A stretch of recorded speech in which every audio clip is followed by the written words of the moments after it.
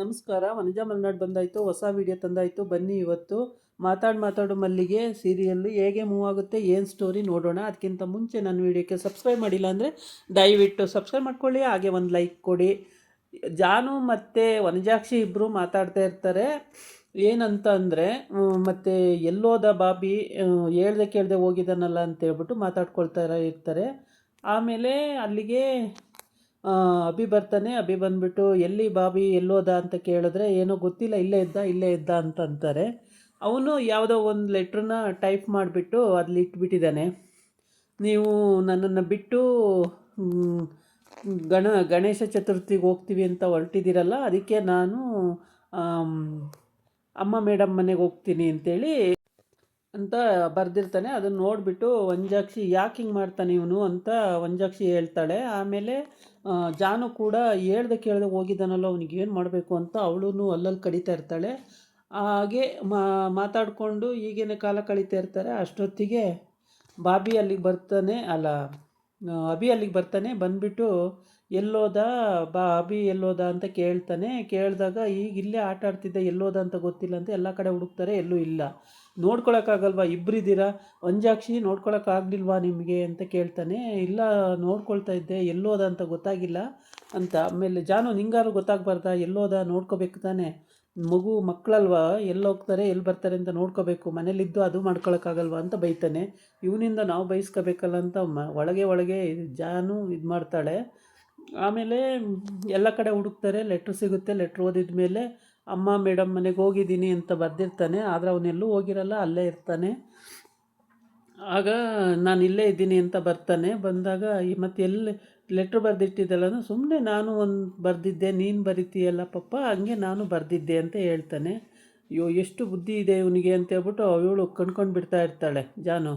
ಹೀಗೆ ಇವ್ರದ್ದು ಕತೆಗಳು. ಆಮೇಲೆ ಇವತ್ತು ಅಲ್ಲಿ ಹೋಗೋದು ಬೇಡ, ಗಣೇಶ ಚತುರ್ಥಿನ ಇವತ್ತು ಇಲ್ಲೇ ಮಾಡಿಬಿಡೋಣ ಮನೇಲೇ ಅಂತೇಳಿ ಐಡಿಯಾ ಹಾಕ್ಕೊಂಡು ಮನೇಲೇ ಮಾಡೋಕ್ಕೆ ರೆಡಿ ಮಾಡ್ಕೊಂಡಿರ್ತಾಳೆ.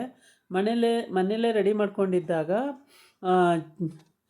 ಚಾವಂತಿಗೆ ಅಭಿ ಫೋನ್ ಮಾಡಿ ಹೇಳಿರ್ತಾನೆ, ಇವತ್ತು ಪೂಜೆ ಇದೆ ಬಾ ಅಂತೇಳಿ. ಅದರಿಂದ ಇವಳಿಗೂ ಗೊತ್ತಾಗಿರುತ್ತೆ, ಇವನ ಹೆಂಡ್ತಿಗೂ ಗೊತ್ತಾಗಿರುತ್ತೆ ವಿಷಯ.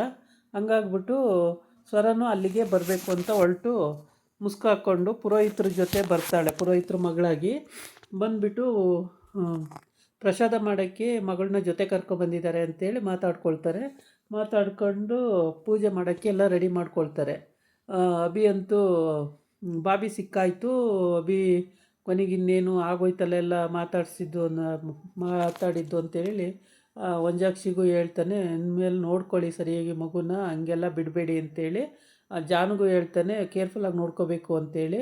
ಆಮೇಲೆ ಸರಿ ಅಂತೇಳ್ಬಿಟ್ಟು ಅವನ್ನ ಇಟ್ಕೊಂಡು ಮುತ್ತು ಏನು ತಲೆ ಇದೆ ಇವನಿಗೆ, ಇಷ್ಟುದ್ದ ಇದ್ದಾನೆ, ಇಷ್ಟೆಲ್ಲ ತಲೆ ಉಪಯೋಗಿಸ್ತಾನೆ ಅಂತ ಇವಳು ಕಣ್ಕೊಂಡ್ಬಿಟ್ಟು ನೋಡ್ತಾ ಇರ್ತಾಳೆ. ಆಮೇಲೆ ಇಬ್ಬರೂ ಎಲ್ಲರೂ ಬರ್ತಾರೆ, ಬಂದು ಕೂತಿರ್ತಾರೆ. ಇಬ್ಬರೂ ಪೂಜೆ ಕೂತ್ಕೊತಾರೆ. ಪೂಜೆಗೆ ಕೂತ್ಕೊಳ್ಳಿ ಅಂತ ಹೇಳ್ತಾರೆ ಪುರೋಹಿತರು ಕೂಡ ಬಂದಿಲ್ಲ, ಈಗ ಬರ್ತಾರೆ ಅವರು. ಇವರೆಲ್ಲ ರೆಡಿ ಮಾಡ್ಕೊಂಡಿದ್ದಾರೆ, ಎಲ್ಲರದ್ದು ರೆಡಿಯಾಗಿದೆ. ಇನ್ನು ಪೂಜೆಗೆ ಕೂರೋದು ಒಂದೇ ಬಾಕಿ ಇರೋದು. ಸದ್ಯ ಸ್ವರ ಬರೆದು ಹೋದರೆ ಸಾಕಪ್ಪ ದೇವರೇ ಅಂತ ಇವಳು ದೇವರಲ್ಲಿ ಬೇಡ್ಕೋತಾ ಇರ್ತಾಳೆ. ಎಷ್ಟೋ ಸಲ ಸ್ವರ ಬರೆದು ಹೋದರೆ ಸಾಕು ಅಂತೇಳ್ಬಿಟ್ಟು ಸ್ವರ ಬರ್ದು ಹೋದ್ರೆ ಸಾಕು ಅಂದ್ಕೊಂಡಿರ್ತಾಳೆ. ಸ್ವರನೇ ಬರ್ತಾಳೆ ಅಲ್ಲಿಗೆ.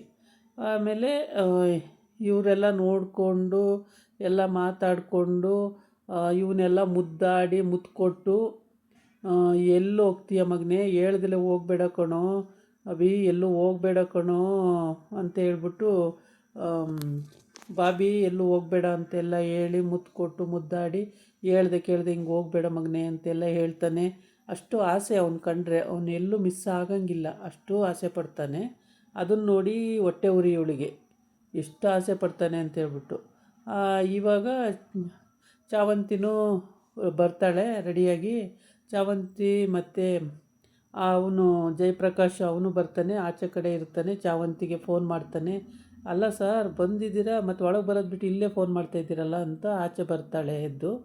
ಆಚೆ ಪೂಜೆ ಮಾಡ್ತಿರುವಾಗ ಪೂಜೆಲ್ಲೇ ಬಿಟ್ಟು ಆಚೆಗೆ ಬರ್ತಾಳೆ. ಆಚೆಗೆ ಬಂದು ಇಲ್ಲ ನೋಡೋಣ ಅಂತ ಬಂದೆ ಅಂತ ಹೇಳ್ತಾನೆ. ಆಮೇಲೆ ಇವಳು ಒಳಗಡೆ ಅಡುಗೆ ಮನೆಯಲ್ಲಿ ಸದ್ಯ ಇದೊಂದು ನೆವದಿಂದನಾರು ಅಡುಗೆ ಮನೆ ನೋಡ್ದಂಗೆ ಆಯಿತು ಅಂತೇಳಿ ಅಡುಗೆ ಮನೆಗೆ ಬಂದು ಸಜ್ಜಿಗೆ ಮಾಡಿ ಎಲ್ಲ ಉಂಡೆ ಕಟ್ತಾ ಇರ್ತಾಳೆ. ಆಮೇಲೆ ಪೂಜೆ ಹೆಂಗೆ ನಡೀತಿದೆ ನೋಡೋಣ ಅಂತೇಳಿ ಮತ್ತೆ ಮುಸ್ಕಾಕೊಂಡು ಪೂಜೆ ನೋಡೋಕ್ಕೆ ಬರ್ತಾಳೆ. ಪೂಜೆ ನೋಡೋಕ್ಕೆ ಬಂದಾಗ ಅಭಿನೂ ಮತ್ತು ಜಾನ್ಸಿನೂ ಕೂತ್ಕೊಂಡು ಪೂಜೆ ಮಾಡೋದು ನೋಡಿಬಿಟ್ಟು ತುಂಬ ದುಃಖ ಆಗುತ್ತೆ. ನಾನು ಕೂರೋ ಜಾಗದಲ್ಲಿ ಅವಳು ಕೂತಿದ್ದಾಳಲ್ಲ ಅಂತೇಳ್ಬಿಟ್ಟು ತುಂಬಾ ದುಃಖ ಪಡ್ತಾನೆ. ದುಃಖಪಟ್ಟು ದುಃಖ ಪಡ್ತಾಳೆ, ತುಂಬಾ ದುಃಖ ಪಡ್ತಾಳೆ. ಪೂಜೆಗೆಲ್ಲ ರೆಡಿಯಾಗಿದೆ, ಎಲ್ಲ ಗಣೇಶನ ಕೂರಿಸಿ ಆಗಿದೆ, ಇನ್ನು ಪೂಜೆ ಒಂದೇ ಬಾಕಿ ಇರೋದು. ಆ ಪೂಜೆಗೆ ಜಾನ್ಸಿ ಕೂರಿಸ್ಕೋತಾನಲ್ಲ ಅಂತ ಭಾಳ ಮನಸ್ಸಿಗೆ ನೋವಾಗುತ್ತೆ. ಆದರೆ ವಿಧಿ ಇಲ್ಲ, ಏನೂ ಮಾಡೋಕ್ಕಾಗಲ್ಲ. ಏಕೆಂದರೆ ಜಾನ್ಸಿನೇ ಇಲ್ಲಿ ಖತರ್ನಾಕ್ ಬುದ್ಧಿ ಮಾಡ್ತಾಳೆ. ಈಗ ಗೊತ್ತಾದ್ರಂತೂ ರಂಪ ರದ್ದ ಅಂತ ಮಾಡಿಬಿಡ್ತಾಳೆ ಅಂತೇಳ್ಬಿಟ್ಟು ಗೊತ್ತಾಗ್ದಂಗೆ ಅಭಿ ಸರ್ನಾರು ನೋಡ್ಬೋದಲ್ಲ ಅಂತ ಇವಳು ಬಂದಿದ್ದಾಳೆ. ಸ್ವರ ಅಷ್ಟೇ, ಮನೆ ನೋಡ್ಬೋದು, ಅಭಿ ಸರ್ ನೋಡ್ಬೋದು, ಮತ್ತು ಇಂಪಾರ್ಟೆಂಟು ಬಾಬಿ ನೋಡ್ಬೋದು. ಇಷ್ಟು ನೋಡೋದಕ್ಕೋಸ್ಕರನೇ ಅವಳು ಬಂದಿದ್ದಾಳೆ. ಬಾಬಿನೂ ಕೂರಿಸ್ಕೊಂಡು ಪೂಜೆ ಕೂತಿದ್ದಾರೆ. ಪೂಜೆ ಮಾಡೋಕ್ಕೆ ಅಂತೇಳ್ಬಿಟ್ಟು ಪುರೋಹಿತರು ಮಂತ್ರ ಹೇಳ್ತಾವ್ರೆ. ಎಲ್ಲ ರೆಡಿಯಾಗಿದೆ, ಮಂತ್ರ ಹೇಳ್ತಾ ಸದ್ಯ ಸ್ವರ ಬರಲಿಲ್ವಲ್ಲ ಅದೇ ಪುಣ್ಯ ಅಂದ್ಕೊಂಡು ಇವಳು ಪೂಜೆಗೆ ನೆಮ್ಮದಿಯಾಗಿ ಕೂತ್ಕೊಂಡಿರ್ತಾಳೆ. ಸ್ವರ ಫಸ್ಟೇ ಎಂಟ್ರಿ ಕೊಟ್ಟಿದ್ದಾಳೆ. ಮತ್ತು ಚಾಮಂತಿನೂ ಬಂದಿದ್ದಾಳೆ. ಚಾಮಂತಿ ಬಂದು ಸ್ವಲ್ಪ ಹೊತ್ತಿಗೆ ಸ್ವರ ಬಂದು ಸ್ವಲ್ಪ ಹೊತ್ತಿಗೆ ಚಾಮಂತಿನೂ ಬರ್ತಾಳೆ.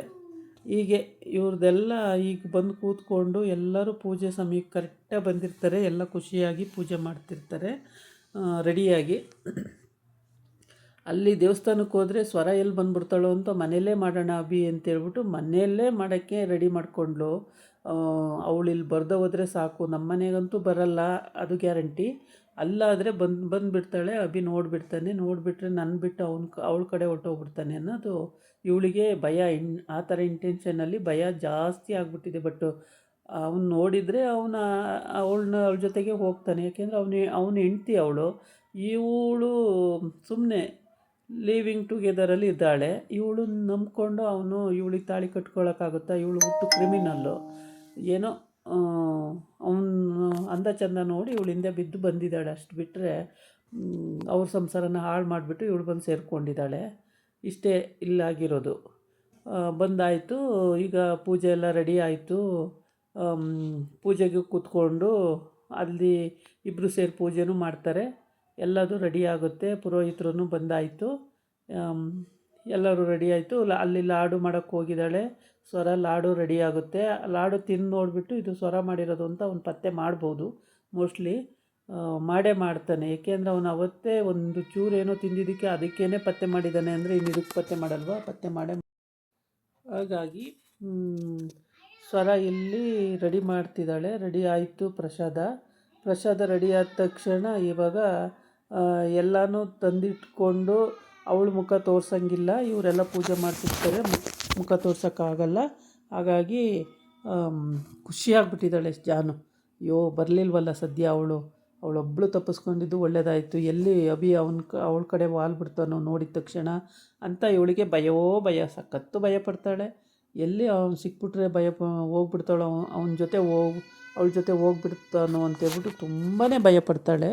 ಆದರೆ ಆ ಭಯದಲ್ಲೂ ಕೂಡ ಸ್ವರ ಹೊಟ್ಟೆ ಹುರ್ಕೊತಿರ್ತಾಳೆ. ಜೊತೆ ಕೂತ್ಕೊಂಡು ಪೂಜೆ ಮಾಡಿಸ್ತಾವ್ರಲ್ಲ, ನಾನು ಕೂರಬೇಕಾದ ಜಾಗಕ್ಕೆ ಅವಳು ಬಂದು ಕೂತಿದ್ದಾಳಲ್ಲ ಅಂತ ಭಾಳ ಬೇಜಾರು ಮಾಡ್ಕೊಂಡು ಹೊಟ್ಟೆ ಹುರ್ಕೊತಿರ್ತಾಳೆ. ಆದರೆ ಏನೂ ಮಾಡೋಕ್ಕಾಗಲ್ಲ. ಈ ಥರ ಸಿಚುವೇಶನ್ ಇರೋದ್ರಿಂದ ಅಡ್ಜಸ್ಟ್ ಮಾಡ್ಕೊಳ್ಳೇಬೇಕಾಗುತ್ತೆ. ಈಗ ಅಲ್ಲಿ ಹೋಗಿ ಬಾಬಿನೂ ಮಾತಾಡ್ಸೋಕ್ಕಾಗಲ್ಲ ಇವಳು. ಬಾಬಿ ಮಾತಾಡ್ಸೋಕ್ಕೆ ಹೋದರೆ ಇವಳೇ ಅಂತ ಗೊತ್ತಾಗುತ್ತೆ. ಆ್ಯಕ್ಚುಲಿ ಚಾವಂತಿ ಜೊತೆ ಇರೋದು ಸ್ವರ ಅಂತಲೇ 100% ಅವ್ನು ತಿಳ್ಕೊಂಡಿದ್ದಾನೆ. ಆದರೆ ಈ ಕನ್ಫರ್ಮ್ ಮಾಡ್ಕೊಳ್ಳೋಕ್ಕೆ ಆಗ್ತಾಯಿಲ್ಲ. ಇದಾಗಿತ್ತು ಇವತ್ತಿನ ವೀಡಿಯೋ. ನಾಳೆ ಇನ್ನೊಂದು ವೀಡಿಯೋ ಜೊತೆ ಬರ್ತೀನಿ. ನಮಸ್ಕಾರ.